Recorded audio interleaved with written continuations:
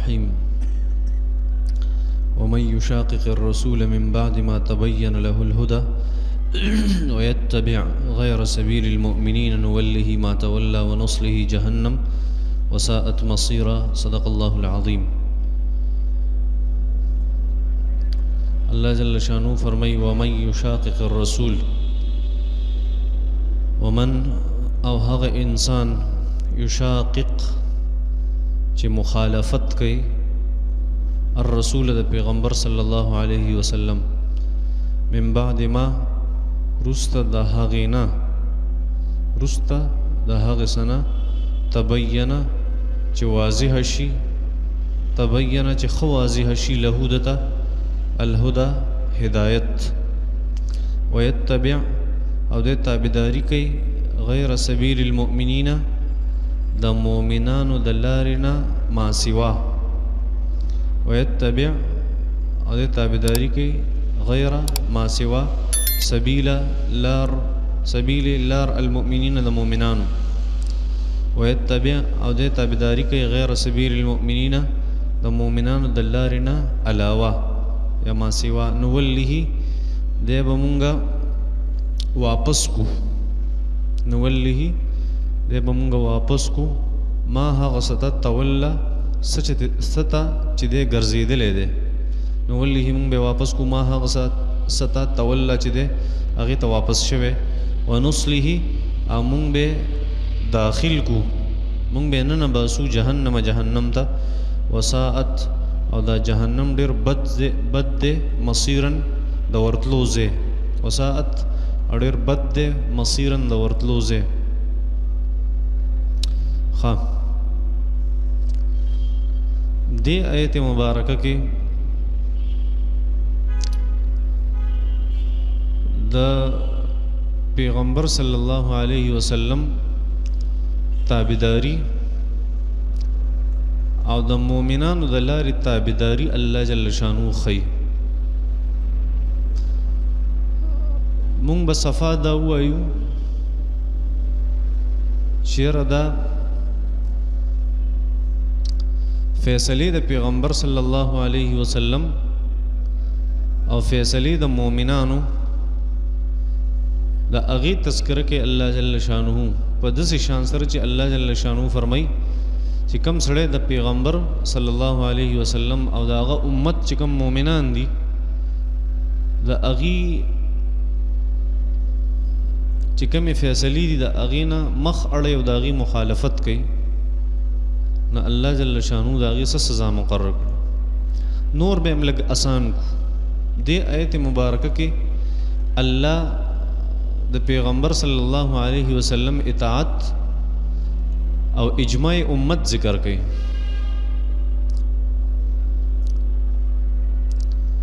الله جل شانه فرمای چا چې د پیغمبر صلی الله علیه وسلم مخالفت کو او د مؤمنانو د لارې نه علاوه د بل چا لارې اختیار کړه باوجود د دې چې دته پته و چې دا حق ده نو دی به مونږه هغه سیسته وسپارو بیا به جهنم ته غذار کو او دا جهنم ډېر بد ځای دی. لومبه خبره ومن یشاقق الرسول چا چې د پیغمبر صلی الله علیه وسلم مخالفت کو مخکې واقعیت رشوه د طعمه چې هغه غلا کړې وه او بیا د پیغمبر صلی الله علیه وسلم فیصله نه منله نو الله جل شانو دلته فرمایي چا چې د پیغمبر د فیصلې مخالفت کو د پیغمبر د خبرې مخالفت کو د پیغمبر مخالفت من بعد ما تبین له الهدى باوجود د دې چې ته پته و چې دا پیغمبر حق خبره کوي اخو ته واضح و دا خبره ويتبع غیر سبیل المؤمنین اوس چې کوم مؤمنان دي هغه د پیغمبر خبره مني پیغمبر صلی الله علیه وسلم فیصله وکړه مؤمنان په دغه لار لاړ اوس یو سړی د پیغمبر مخالفت کوي دې څه مطلب دی چې دا د مؤمنانو په لار باندې نه ځي.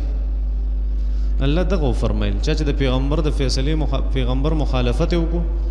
او د مؤمنانو د لارې نه علاوه د بل چا لارې اختیار کړه اسان دی یو شی دی پیغمبر فیصله نه منل خو د مؤمنانو لار نه اختیارول دي کنه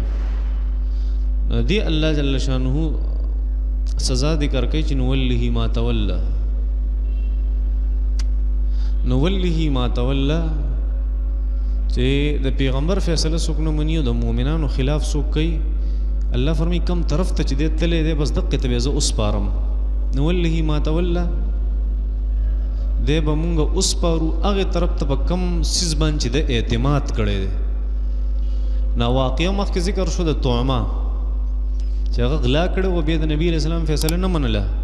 د قرآن فیصله نه منله نو وتښتېدو نو د کفر خو هغه خوښ کړی و د خپل ځان دپاره مکې مکرمې ته چې تښتېدو د نبي علیه السلام فیصله نه منله خو کفر یې خوښ کړی و د ځان دپاره نو الله جل شانو هغه کفر کې ښه ورننه باسو دا د الله جل شانو قانون دی چې کم سړی په الله جل شانو څنګه ګمان کوي الله یې هغې څیز ته سپاري چې په الله د ښه ګمان وکړو الله جل شانو ورسره ښیي او که په الله یې بد ګمان وکړو نو الله جل شانو ورسره هغه څه کوي چې څنګه ګمان ده کړی انا عند ظن عبدي بي امام بخاری رحمت الله علیه حدیث نقل کړی دی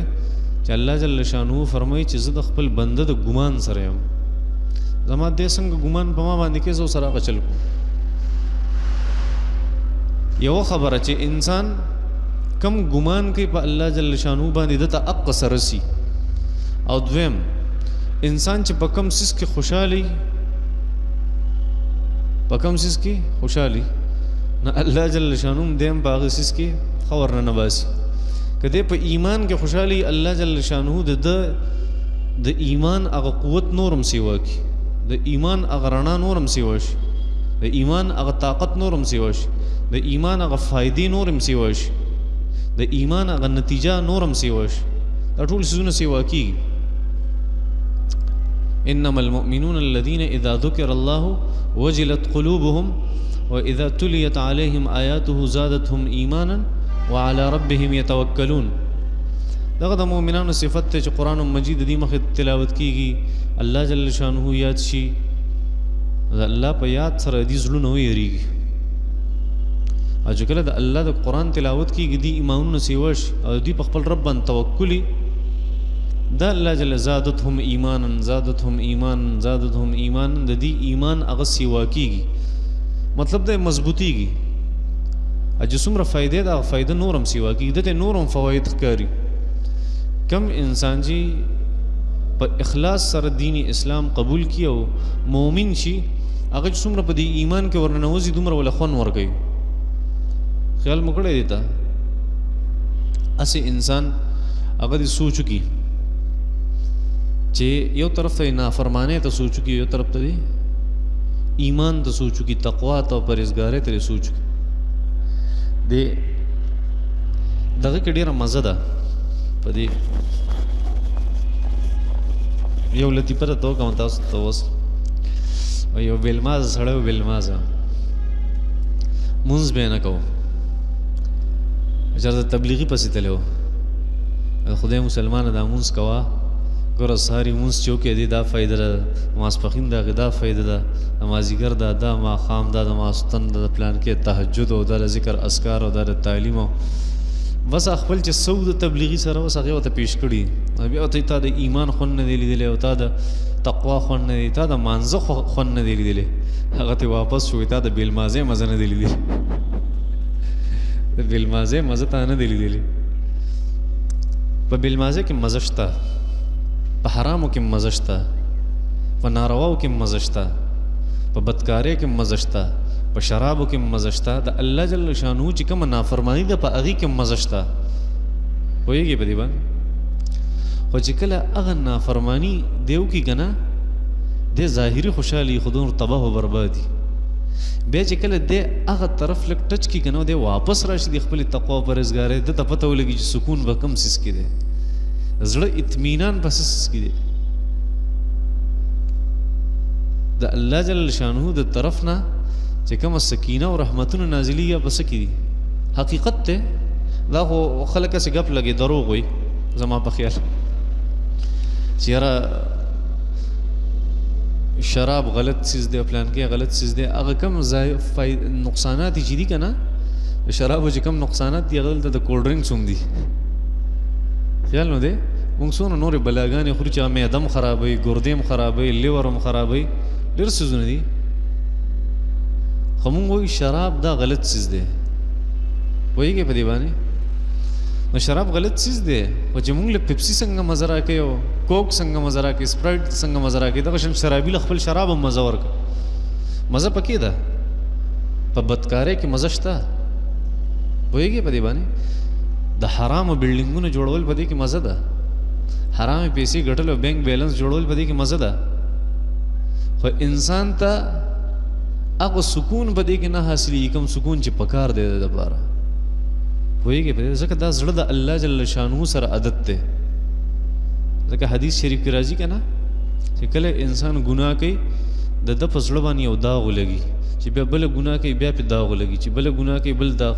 دا هغه معنوي داغونه دا مطلب نه چې تا له دننه څوک ډسټمبر درکوي تور کلر نه ورکوي هغه چې یو روحاني د انسان خوشحالي ده او اطمینان دی هغه ورو دا دوه طاقتونه دي الله جل شانه پیدا کړي په زړه کې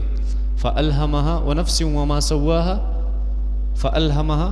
فجورها وتقواها الله جل شانه د انسان په زړه کې د انسان په جسم کې دوه قسمه طاقتونه دي یو د ګناه طاقت یو د تقوا طاقت او دا د یو بل انورس دي که یو سیوا کې بل کمیږي که دا سیوا کې دا بل کمیږي پوهېږې په دې خبرو که خواهشات سیوا کې روحانیات څه کېږي کمیږي او که روحانیات سیوا کې شهوات او خواهشات هغه کمیږي او بل اپوزیټ دی او څه دپاره الله داسې کړي الله داسې هم کولی شو چې زموږ د زړه صرف د تقوا نه ډک پیدا کړ ټول جنت ته تللی وې داسې کولی شو که نه کولی شو دا یې ولې داسې وکړه د دې وجې نه چې یاره کله د نفس او د روح کله د تقوا او کله د ګناه د دې چې خپل منځ کې کمپټیشن وي نو الله نتیجه روزي یو انسان وایي زه په کلاس کې فرسټ راځم همیشه کلاس ټاپ کوم چې سکول کې معلوماتو کې په کلاس کې دقه یو ولیکي نو یو انسان دی په کلاس کې یوازې دی هغه وایي زه کلاس ټاپ کوم خود به ته ټاپ کې بل څوک شته نه نو ما یو شاګرد هغه مدرسه کې سبق وایي نو ما ته وایي پلان کې فرسټ راغلی د شیرګړ او زه پسې سیکنډ راغلی یم او زموږ دا بل ملګری تړ راغلی اوس ما دې فوراً تپوس کوم کلاس کې څو کسان یې د قدري یو نو دغه 3 کسان یو نو ما خود به فرسټ سیکنډ تړ راځي کمپټیشن نشته که نه دغلته خو بیا هم کمپټیشن و او که زړه کې صرف تقوا پیدا شوې وه تقوا ماده پکې وه نو بیا تعالی الله جنت پسې درکوي کامیابي د آخرت پسې درکوي پوهېږې په دې باندې کله چې د یو بل اپوزیټ څیزونه موجود وي بیا کمپټیشن او د کمپټیشن نه پس د مقابلې نه پس بیا نتیجه روزي نو الله یو ماده په زړه کې تقوا پیدا کړي یو د ګناه د دې دپاره چې دلته به ګناه زور کوي او دلته به تقوا زور کوي نو چې په دغه ګناه په زور کې ته خپل ځان کنټرول کړي نو دغه اصل مسلماني ده او دغه اصل تقوا ده نبی رسول الله دغه فرمایل ولا ورع کالکف تقوا دې ته وایي چې انسان خپل ځان د ګناه نه کنټرول کړي بس ګناه نه کوي دقه ته تقوا وایي تقوا تهجد ته نه وایي تقوا زر تسبو ته نه وایي تقوا څه ته وایي ولا ورع کالکف خپل ځان چې د ګناه نه ساتي بس دقه تقوا وایي کم ځای نه کم ځای ته لاړو پته نه لګي نه خبر هم دا کوله چې انسان په څه کې خوشحالي الله جل شانه په هغې څیز کې پرېږدي که دی په ګناه کې خوشحالي په ظلم کې خوشحالي الله جل شانه بس پړی په سستۍ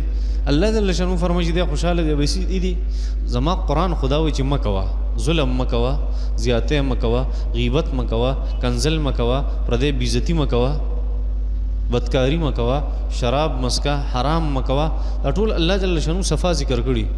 خو صرف ستا دننه زړه خواهش دی او د شیطان وسوسه ده ته په ظاهر صفا قرآن باندې عمل نه کوې چې صفا خبرې ته کوي صرف ستا زړه چې څه او شیطان د لرې نه وسوسه چې تا ته څه ویل هم نه دي اګریمنټ هم درسره نه دی اګریمنټ کوي الله جل شانه الله جل شانه موږ سره سټامپ لیکلی دا مخې ته پروت دی او شیطان صرف د لرې نه وسوسه راځي او موږ په هغه وسوسه د لرې نه عمل کوو دا سټامپ چې را سره چا لیکلی د کامیابۍ په هغې باندې عمل نه کوو دا خو زمونږ ډېره سخته قمقلتوب او موږ به ورته بېوقفتیا ووایو انتهایی پریوته ای داسې انسان د قرآن غونته کې څیز موجود دی او دی په بل طرف ځي نو خبره دا وه چې الله جل شانه چې څوک په څه کې خوشحالي بس هغې کې پرېږدي اوس چې کوم سړی په تقوا او پرهېزګارۍ کې خوشحاله دی نو الله جل شانه په هغې کې ښه ترقي ورته نصیبه کوي ترقي ترقي ترقي ترقي ترقي او چې دی ډوک پوک کوي نو بیا ورسره الله جل شانه هم ډوک پوک کوي دی په ډوک پوک کې خوشحاله دی نو څه وایي چې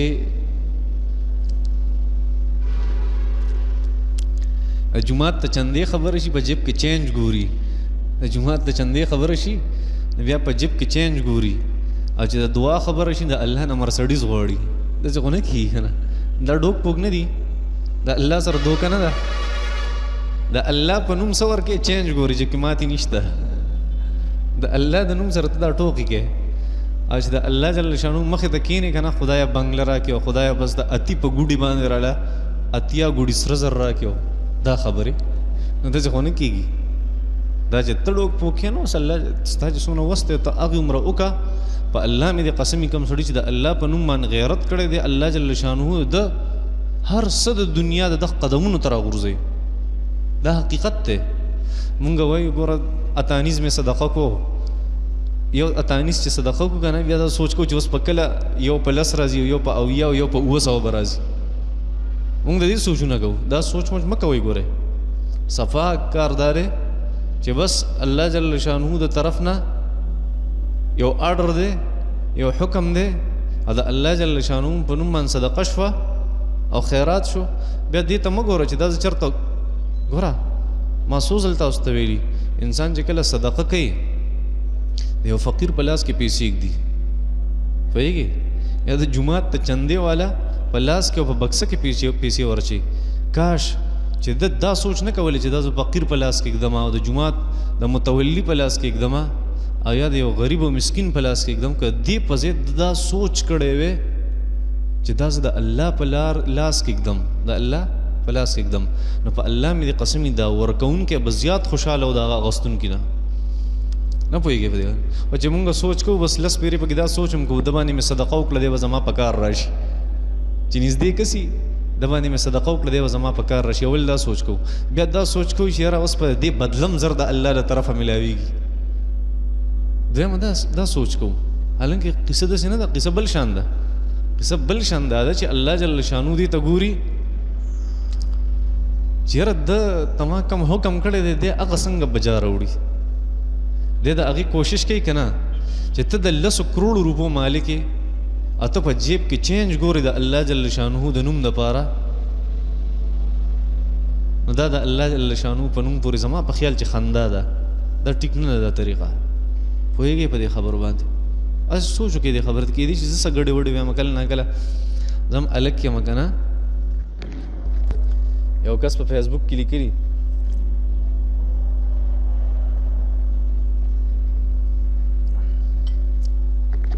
یو کس په فیسبوک کې لیکلي چې دی لا وړوکی دی نه پوهېږي وایي دی لا وړوکی دی نه پوهېږي دا چې د عمر وشي دی به بیا پوه شي کېدای شي وړوکی یم کله نه کله بس څه بل څه ونه وایم که نه نو خیر تاسو هم راته وایئ غلط دي وي خبره مې دا کوله چې یاره کم سړی د الله جل شانو په نوم باندې غیرت وکړي الله جل شانو دې چېرته هم نه ذلیله کوي دا حقیقت دی لا اله الا الله محمد رسول الله قرآن مې مخې ته پروت که 100 پیرې قسم وخورم که نه الله جل زه به حانس نه یم په دې خبره چې الله جل شانو چې کوم غیرت کوي که نه سوچ هم انسان نشي کولی حضرت عثمان رضی الله تعالی عنہ صدقې طرف ته لاړو حضرت عثمان رضی الله تعالی عنہ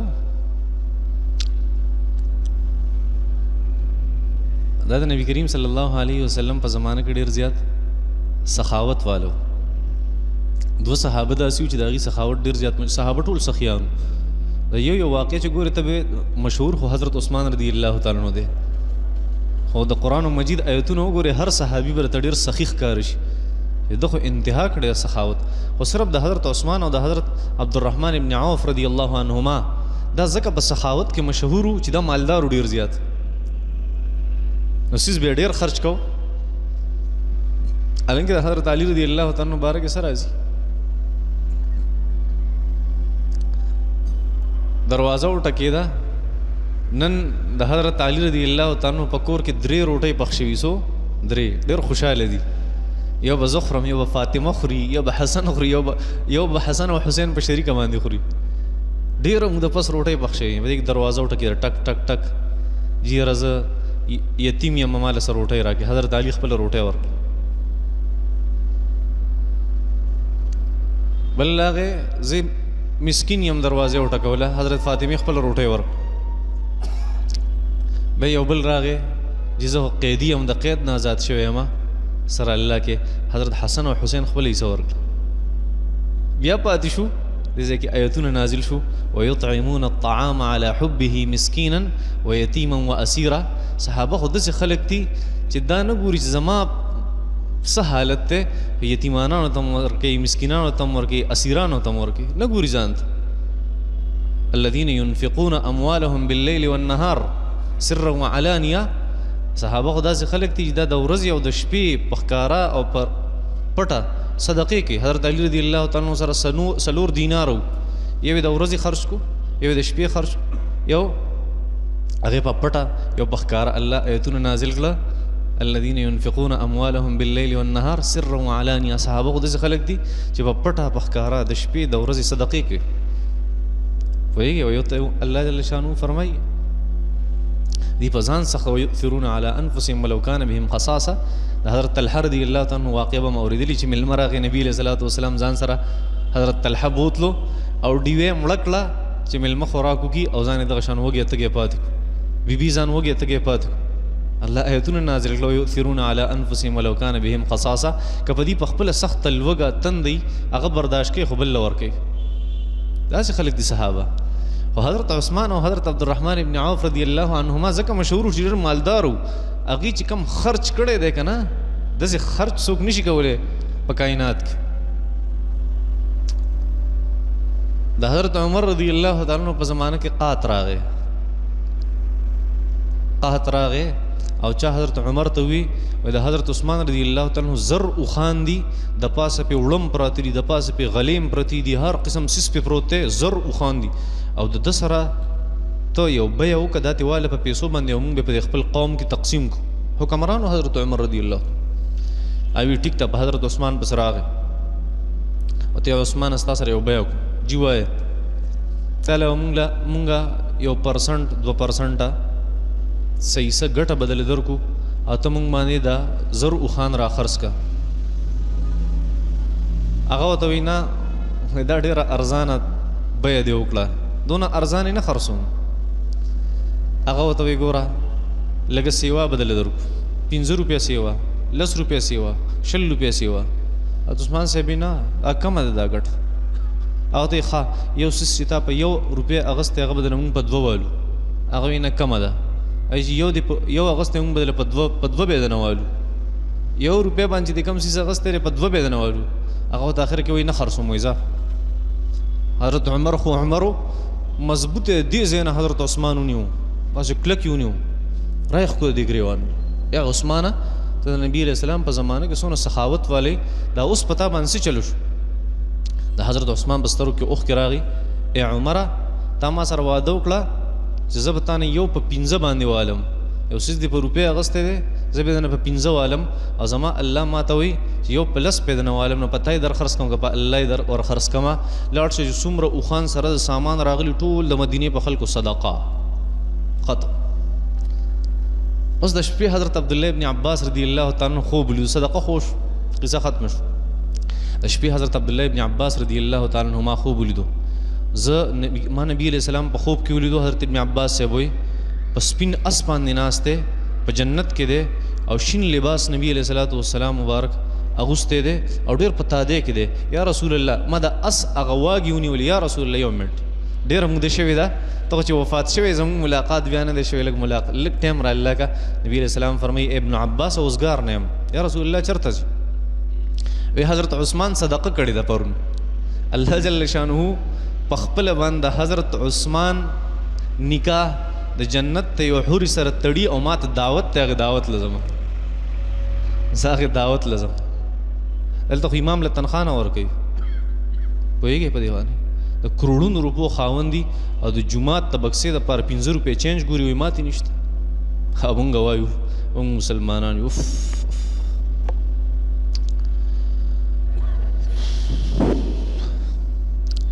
خبره مې دا کوله چې الله جل شانه انسان چې په الله کم ګمان کوي الله ورسره هغه چل کوي. که دی د الله سره ډوک پوکې الله جل شانه هغه طریقه کوي. الله جل شانه انسان ډېر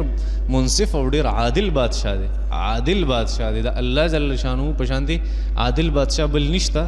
هغه الله جل شانه ډېر د عدل فیصله کوي. ته چې څه کوې بس هغه هغه شان کوي. بس ته وایې زه ګناه کوم هغه دې ورته ورپرېږدي ایسته ته نه وایي. ته وایې ظلم کوم خلک وایي دا ګوره الله دې سړي ته نه ګوري چې دا ظلم کوي او الله ورته هېڅ څه نه وایي. ګوره د الله دونه صبر کوي الله ورته هېڅ نه وایي هېڅ نه وایي. هغه وایي دی خوشحاله دی بس زه پې خپړی ورسستوم بیا به एकदम چک ورکوم. درته پتنګ ولیدلې پتنګ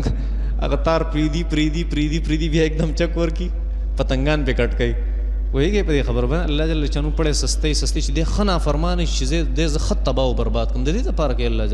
الله جل شانو فرمایي نولهی ما توله. کم سړی چې د پیغمبر خلاف کوي او کم سړی چې د مؤمنانو خلاف کوي نولهی ما توله دی به مونږ هغې طرف ته واړو او هغه څه ته بیا وسپارو په کم څیز کې چې دی خوشحاله دی او کم طرف ته دی تللی ونصلهی جهنم او بیا دی مونږ جهنم ته ګزار کړو وساءت مصیره او دا ډېر بد ځای دی د ورتلو دا جهنم. سبا به پکې بحث وکړو د آیت مبارکه کې څه فقهي بحث دی. وصلی الله تعالی علی خیر.